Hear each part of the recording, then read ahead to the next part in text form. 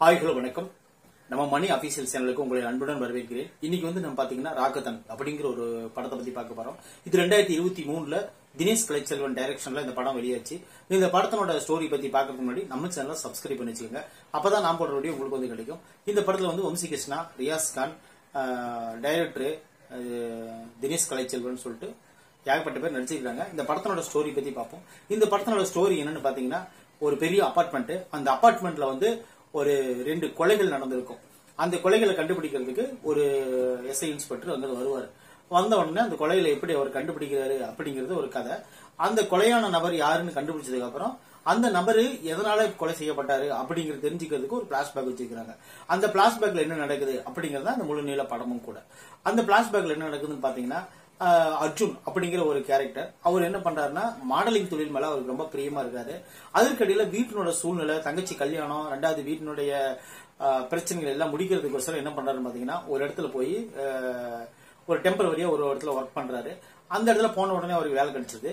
அப்புறம் அவருக்கு ஒரு க்ளோஸ் ஃப்ரெண்ட் ஒருத்தர் இருப்பாரு. அவர் தான் இந்த படத்தோட டைரக்டர். அவர் என்ன பண்றாருன்னு பாத்தீங்கன்னா, அவருக்கு இவரு ரொம்ப க்ளோஸா இருக்கனால 2 பேரும் எங்க போனாலும் சின்ன வயசுல இருந்து ரொம்ப ஒரு அன்னுனியமான ஒரு ஃப்ரெண்ட்ஷிப்பா இருக்காங்க.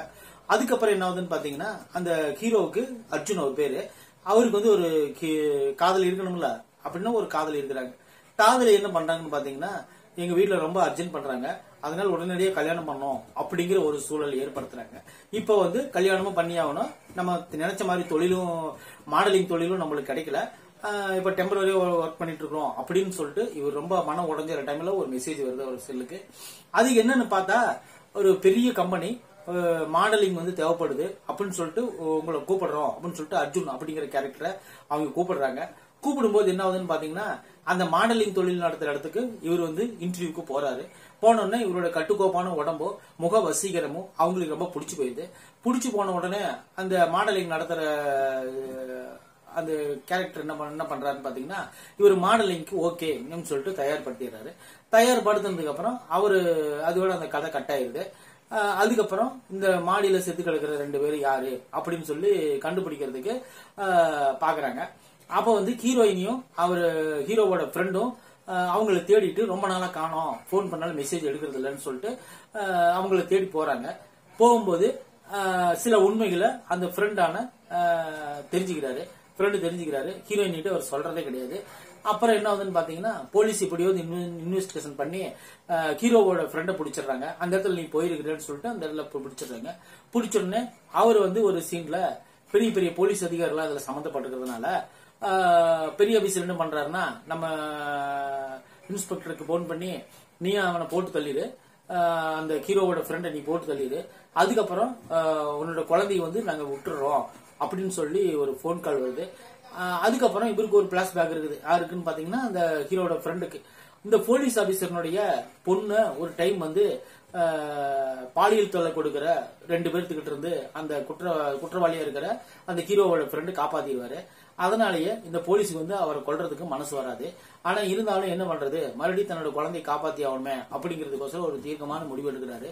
அப்புறம் அந்த இருக்கிற இடத்துக்கு இன்னொரு விஷயத்தை கண்டுபிடிக்கிறாங்க. அந்த இடத்துல வந்து மாடலிங் மட்டும் நடக்கல, ஆண் விபச்சாரமும் நடக்குது அப்படின்னு சொல்லிட்டு ஒரு நியூஸை கண்டுபிடிக்கிறாங்க. அந்த நியூஸை கண்டுபிடிச்சிட்டு அதுக்குள்ள டீட்டெயிலா போய் பார்க்காம, அப்படியா அது யாரு பண்றது என்ன பண்றதுன்னு சொல்லி கேட்டுட்டு இருக்கும்போது தான் இந்த பிரச்சனை எல்லாம் நடந்துட்டு இருக்குது.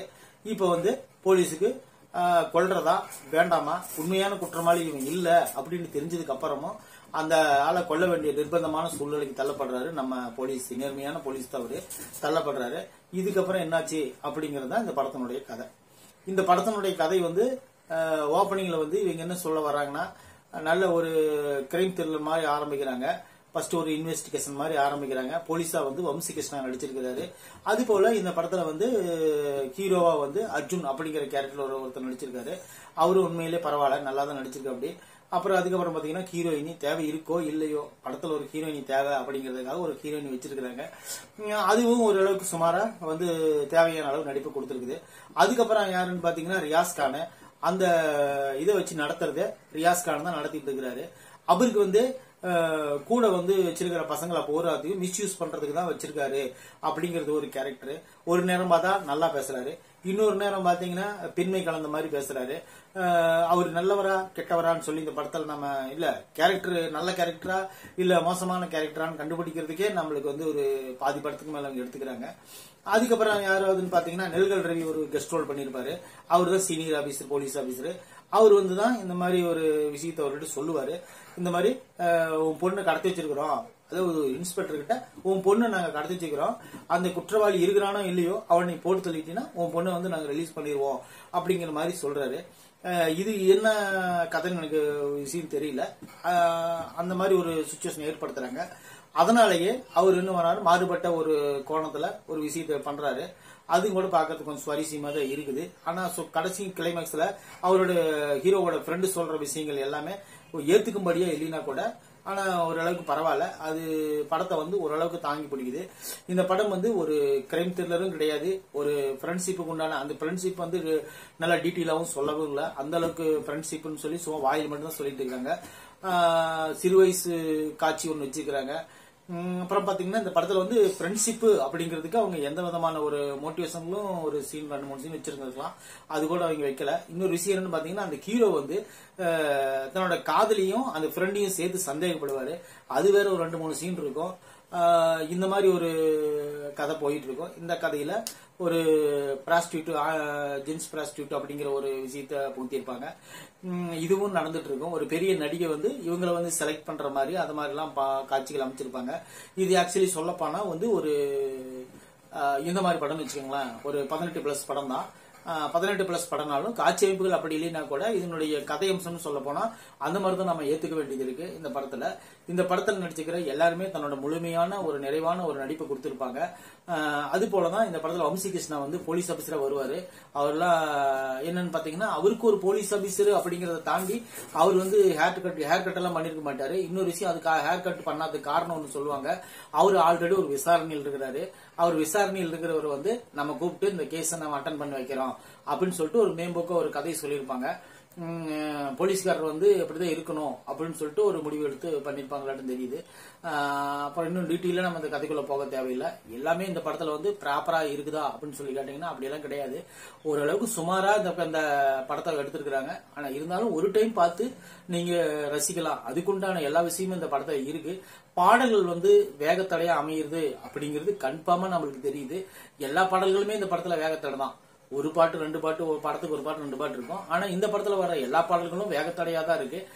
அது போல இந்த படத்துல நடிச்ச எல்லாருமே கொஞ்சம் ஓவர் ஆக்டிங் பண்ணிட்டாங்கன்னு நம்ம சொல்லலாம். இந்த படம் வந்து ஒரு டைம் பார்த்து நீங்க ரசிக்கலாம். அதுக்குண்டான ஒர்த்தான கதை தான் இது. இந்த விமர்சனம் பிடிச்சிருந்தா கண்டிப்பா நம்ம சேனலை சப்ஸ்கிரைப் பண்ணி வச்சுக்கோங்க. அப்பதான் நான் போடுற வீடியோ உங்களுக்கு வந்து கிடைக்கும். நன்றி.